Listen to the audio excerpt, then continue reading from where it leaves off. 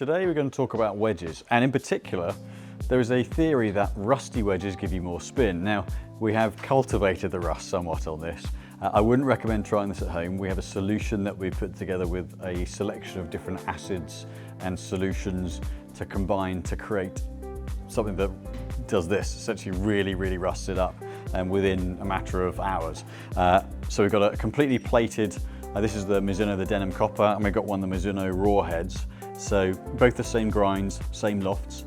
And what we decided to do is see on a partial shot and a fuller swing, does rust create more spin? Something that people have talked about for years, but in a dry conditions like this, what do we see? Find out.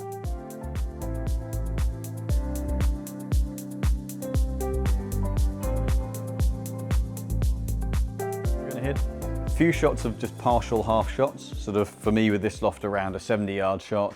And then I'm going to go up to a fuller swing, 100 yards, and see what it does. So I'm going to do a few shots of this, switch the heads over.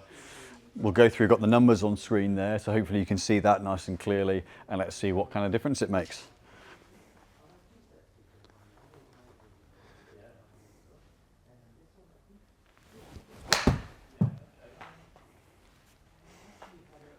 So keeping these swings nice and quiet and calm, just a little partial swing, because actually in principle what the rust does, it gives a bit of tread on the face, creates a bit more texture, and in theory it's at this sort of distance where we should see the bigger difference.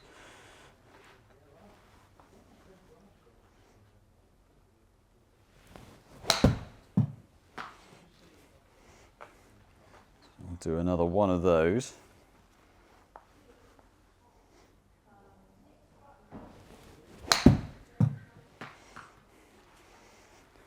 So you can see all little short half shots, dead arm. So roughly 25 degrees launch, between 66 and 70 yards carry. So spin rates will go over these at the end, but I mean that one's quite a good one. 8,500, 886 revs on spin. And do a couple of fuller swings now as well, so nearer the 100-yard mark.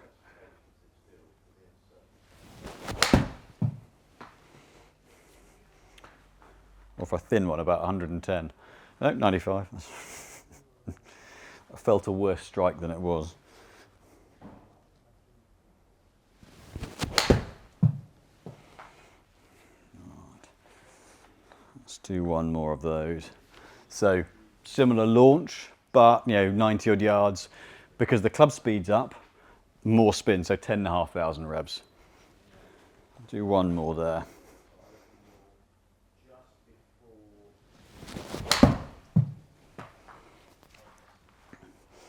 So not full, but a kind of stronger pitching swing, 95 yards again, 10,800 revs, so quite a lot of spin.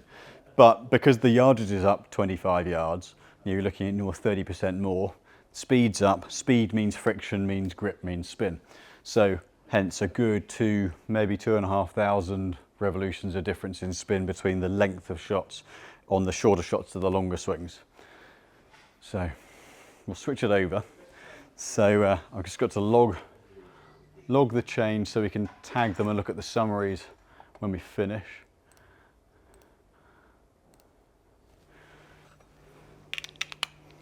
So I'll just switch it onto the same shaft. It's something we do in fittings all the time. You look at different materials, different bounces, different grinds, and the interchangeable system allows us just to isolate one specific part of the club. Now I'm trying to be careful not to take any rust off the face, hence me holding it very strangely. So I go back to that partial swing first.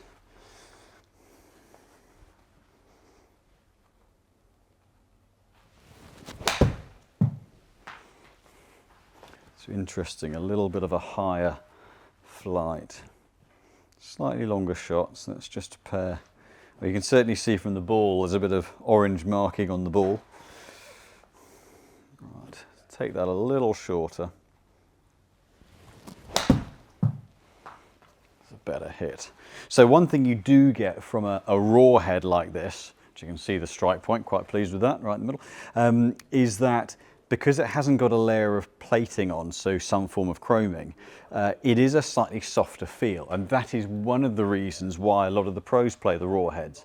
If you grind them, you can't see where it's been ground. It doesn't change the finish at all, but it is a little bit of a softer material because you haven't got a hard layer of chrome on top. Now the chrome makes the head last longer, hence why a lot of retail heads have a plating and a chroming on them, but you know, the pros get new wedges every couple of weeks, so they're not really looking for them to last. They want soft feel, kind of maximum versatility from a grind point of view, from a shaping and a visual standpoint. It also takes any glare away from the sun, so where the pros are playing in the sun a lot, less of an issue this year if you're in the UK, but you don't get any reflection off the face, so you don't get the glare from the high loft in the sun. So interesting, that's not a bad spin rate. I'll do one more of those short swings.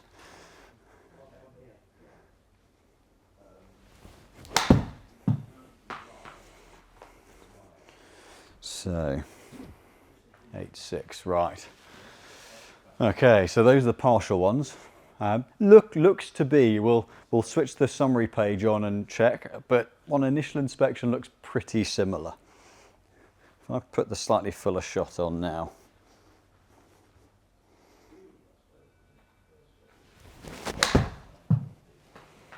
Okay, so solid hit. Okay.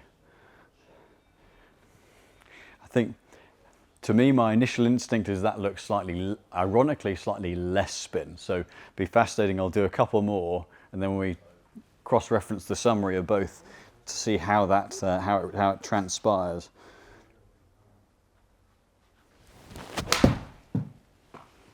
A little clean, half a groove low, but reasonable. Okay, 9-9. Let's give that one more.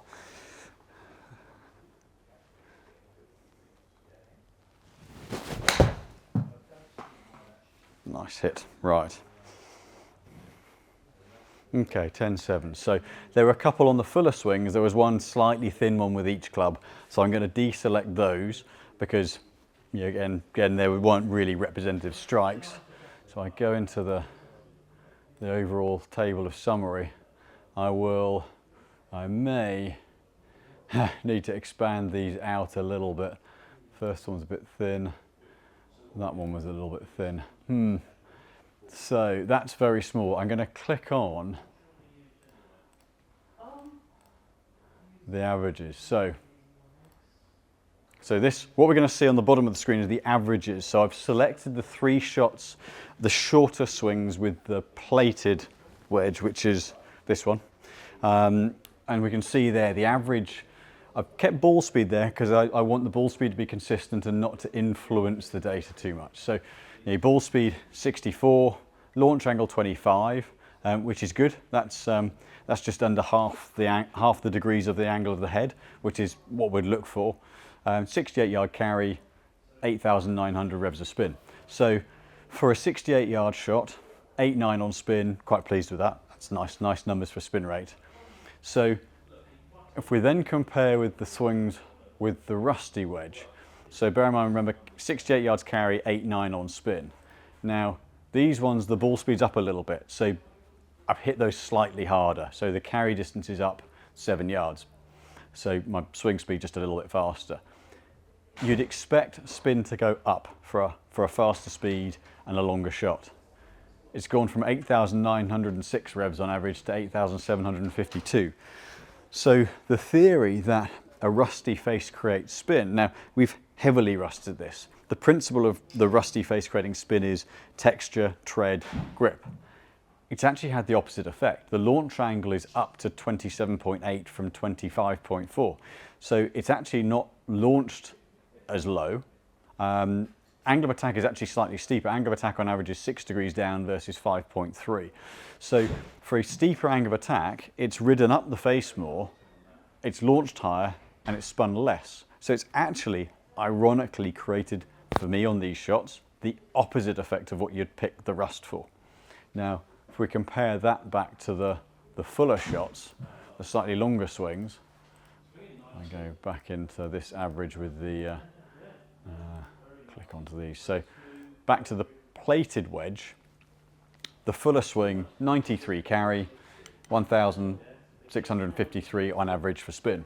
So as we said earlier, longer swing, more speed, more grip, more friction, more spin.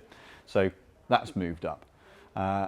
If I then click, running around there, so we're now at still 93.7, so there's 1 yard difference, but launch angle is 1.4 degrees higher. So again, it's launched that a little bit higher. Spin is now much more comparable, but it's still less, 10,511 versus 10,653.